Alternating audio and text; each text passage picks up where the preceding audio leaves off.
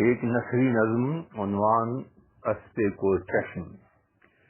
میری ماضی کی کتاب میرے سامنے کھلی ہوئی ہے، کسی فلم کے سین کی طرح۔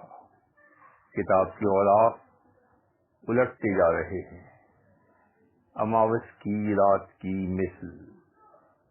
تنخو اسپے کو چشم مجھے اپنی برہنہ پشت پر سوار کیے گھاٹیوں چٹانوں کو الانگتا پھلانگتا وقت دوڑا جا رہا ہے، نہ آغاز سے غرض نہ انجام کی پرواہ۔